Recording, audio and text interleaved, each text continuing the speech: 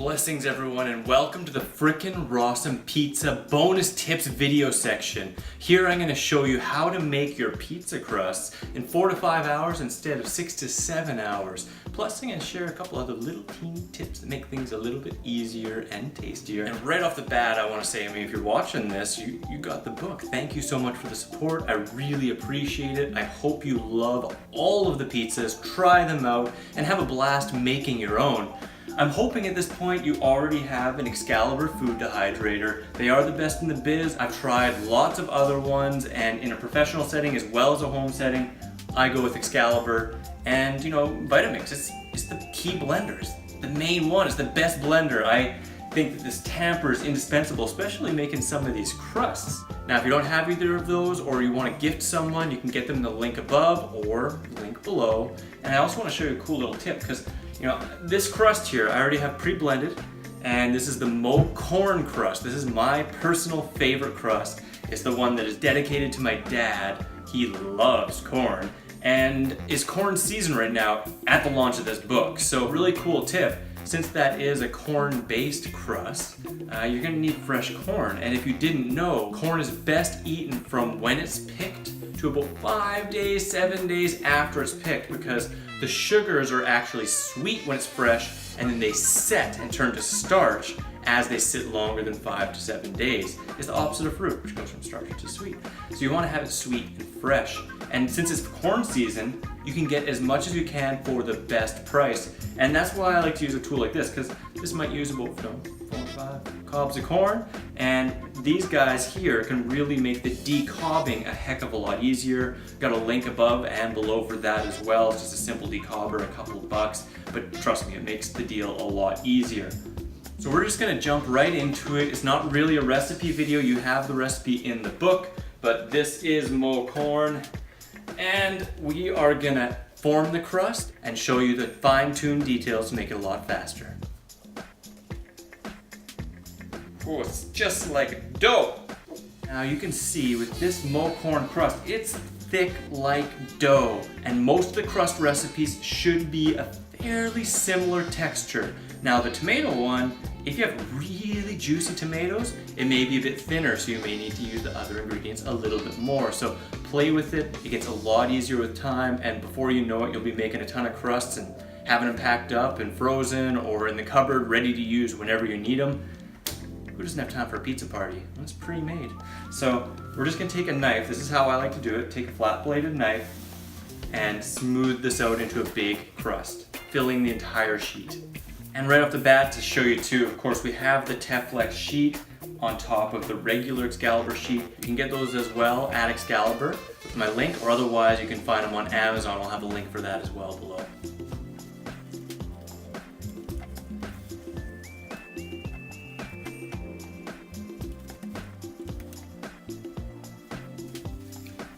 Alright, now there we have it. It's going to take some time to get used to forming these crusts. Don't worry, you'll get better at it. You want to get it a good 1/4 inch thick and uniformly thick across the whole crust.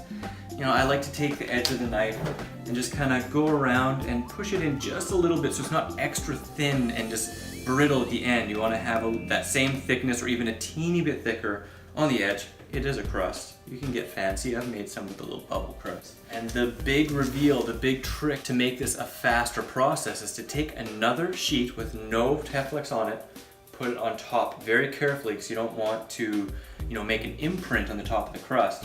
And then grabbing the two sides, turn it over on the side you're holding it so it doesn't slip out. So just turn it over.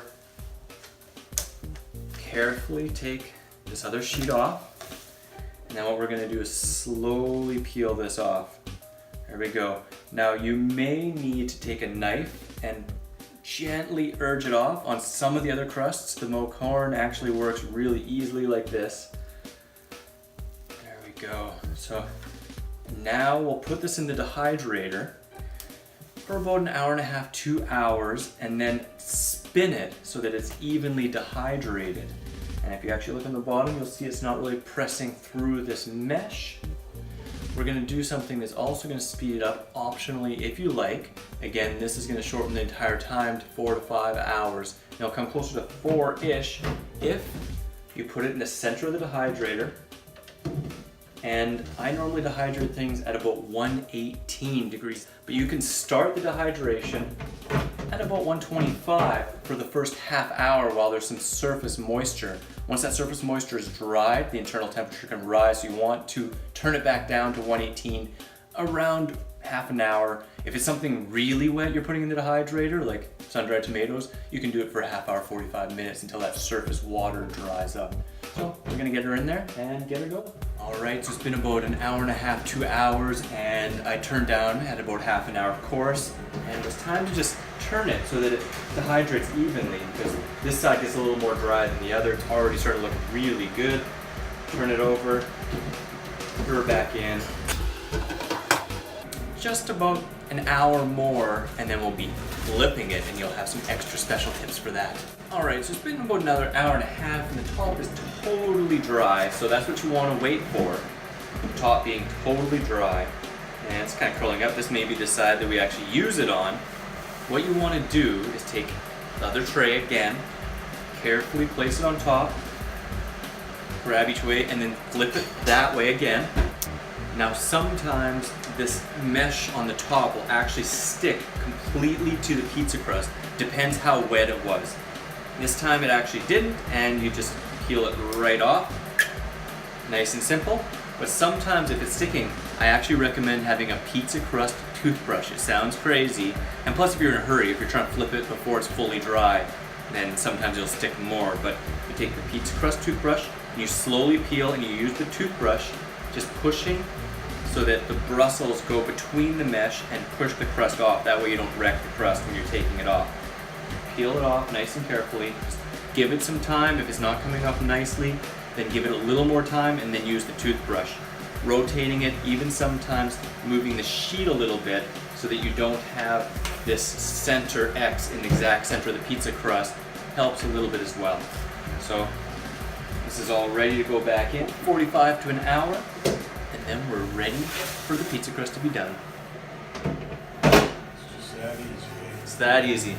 Well, we're done. All we gotta do is turn off the dehydrator. Now, of course, you can dehydrate it a little more or a little less, but here we have it. It is definitely perfectly ready to use right now. You can pick it up, you can flop it over. It's totally good. I'd probably do it this way. And as a hot tip, if you just want to keep them, wrapped in a sealed airtight bag or Tupper for a few days, they keep really well like that. You may want to dehydrate it a little bit extra, but if you're freezing it, which they freeze incredibly well, you can just put them in a bag and seal it and throw them in the freezer. I've done like 5 or 6 at a time and then just put them in the freezer so they're ready to use, because that way you can still just take it right out of the freezer, use it from frozen, putting the sauce and whatever else, following the pizza directions, and it works perfectly. So I really hope you guys find these tips and this trick invaluable. Again, it takes a little bit of time to get used to it. Trust me, you do it 2 or 3 times and it becomes super easy, and you'll know when it's right and ready to flip, and then you have pizza whenever you like. Last PS, completely made pizza, you can make a bunch and just freeze them and thaw them out and then throw them back in the dehydrator. Works amazing. Wishing you guys the most amazing raw vegan pizza parties ever. If you have any questions, of course, email me anytime at info@therawadvantage.com. And as always, wishing you guys much peace, love, and seasonal fruit. Crust tips. Frickin' Rawsome Pizza, bro! Ooh, don't forget to check out my raw recipes playlist in the top left, the video just for you in the top right, subscribe in the bottom right, and get your 3 free ebooks in the bottom left. Grab my free iPhone app. Comes with 50 free recipes, common fruit and vegetable calorie breakdown, a food combining chart, shopping cart function, and much, much more.